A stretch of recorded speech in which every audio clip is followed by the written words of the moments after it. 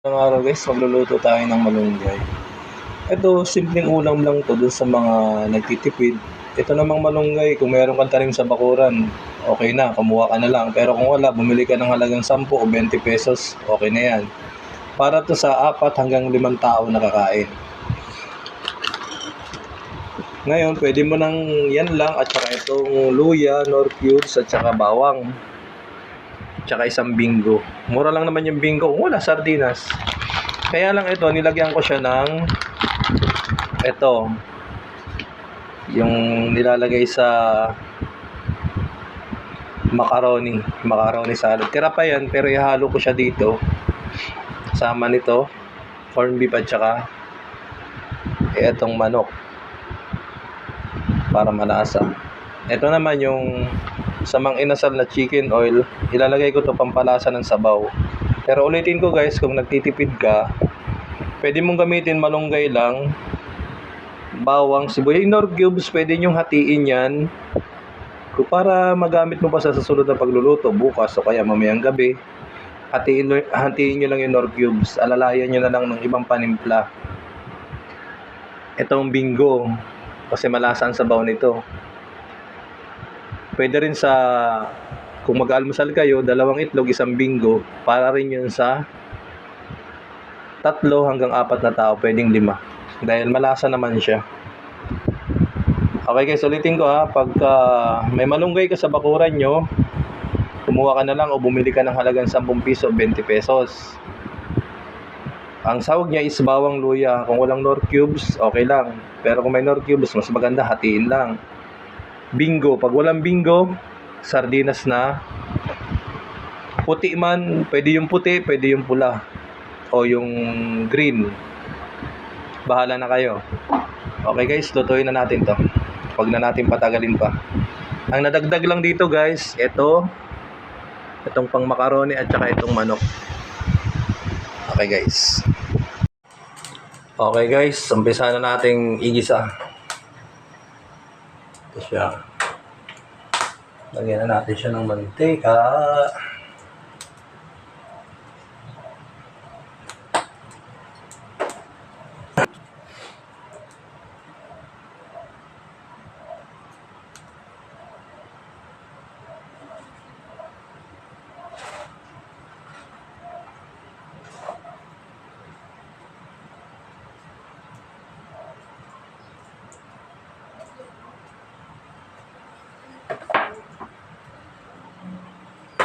Lagay na natin yung bawang. Unahin natin yung bawang.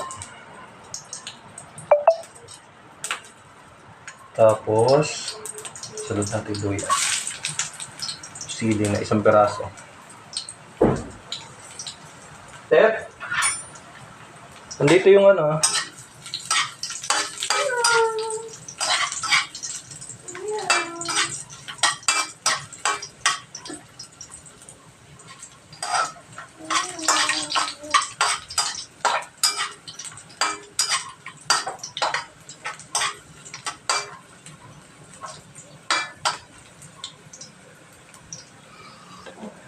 antayin lang natin pumula guys yung luya para lumasa sa sabaw.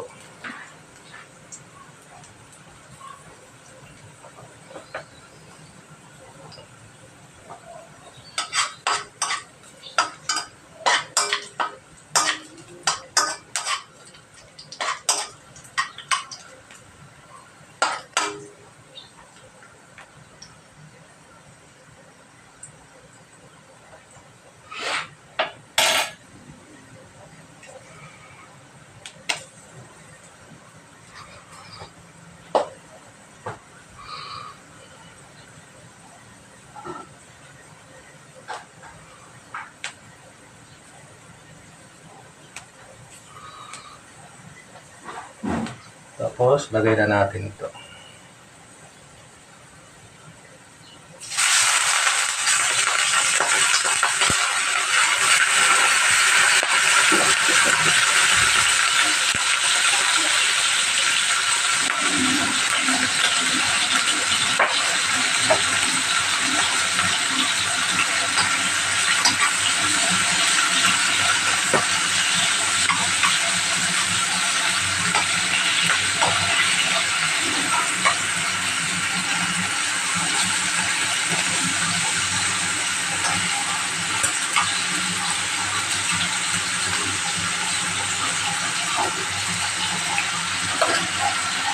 Sunod na natin.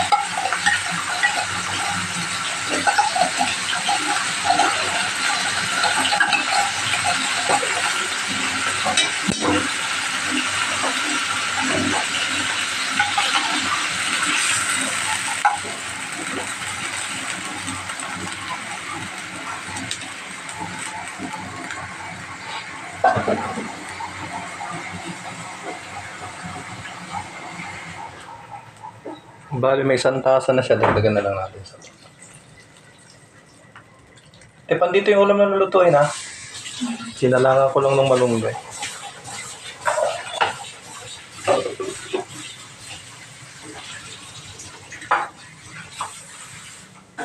Okay guys, bali 2 tasa yan. Antayin natin kumulo.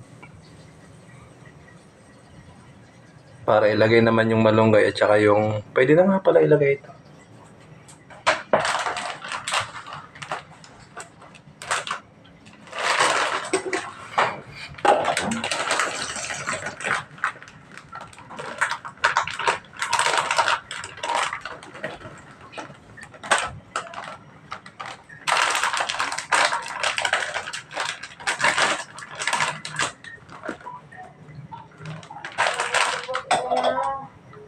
Okay guys, pakita natin.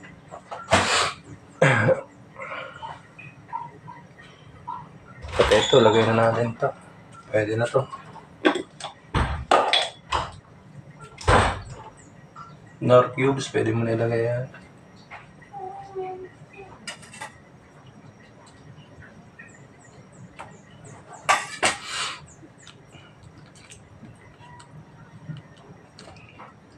Konting soy sauce.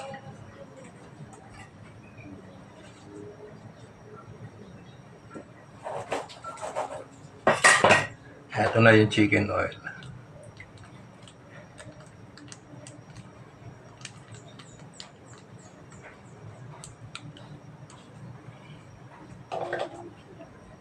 Okay na. Tayo na natin kumulo yan guys.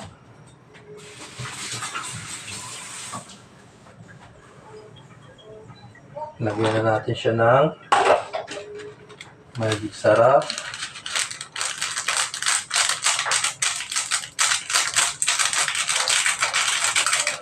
Yung tira lang yung guys. At saka konting asin.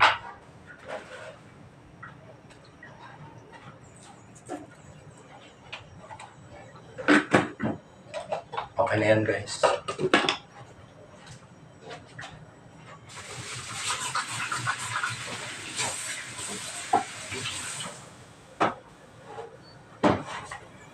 Antayin na lang natin kumulo. Bale, ito na siya guys. Kumukulo na siya. Tingnan natin. Yan yung 2 pirasong manok. Mapapansin nyo, tsaka isang corn beef yan.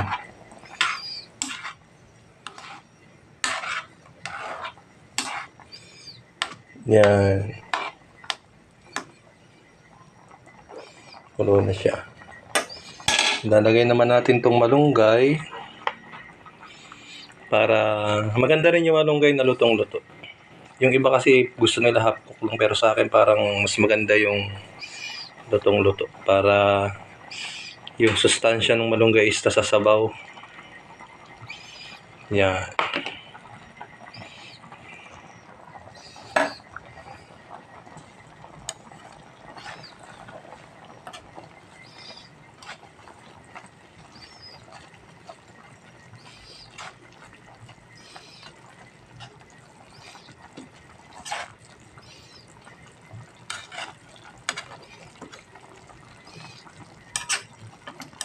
Masarap din to guys kung nagtitipid ka. Sardinas lang at saka malunggay. Huwag masyadong maraming malunggay.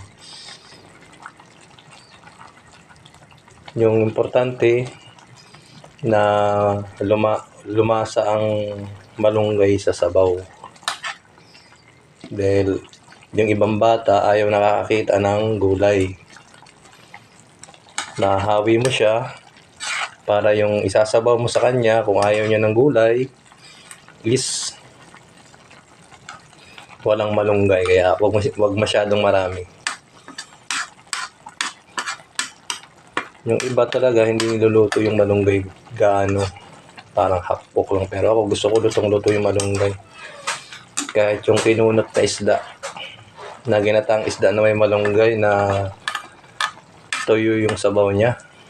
Gusto ko maraming malunggay. Kaya lang pag may mga bata, is ayaw ng malunggay. Kaya tingnan nyo guys, mayroon kang pagkukunan ng sabaw na walang malunggay. Pero, andun na yung lasa sa sabaw. Lagyan ko yan ng yan. Yung dalawang manok, yung hita at saka itong isa pa. Kung nagtitipid ka naman is sardinas lang tsaka malunggay. Igisa mo sa luya, bawang sibuyas. Okay na yun. Okay guys, okay na yan. Mga after 4 minutes or 5 minutes, off na. Ulam na. Okay guys, magandang araw ulit sa inyo. Palagi kong sinasabi sa inyo na ingatan nyo yung katawan nyo. Dahil hindi pwedeng ingatan nyo ng kapitbahay nyo o kamag-anak nyo. Kahit ng magulang o kapatid mo, ikaw mismo mag-iingat niyan. Kaya magandang araw sa inyo. God bless.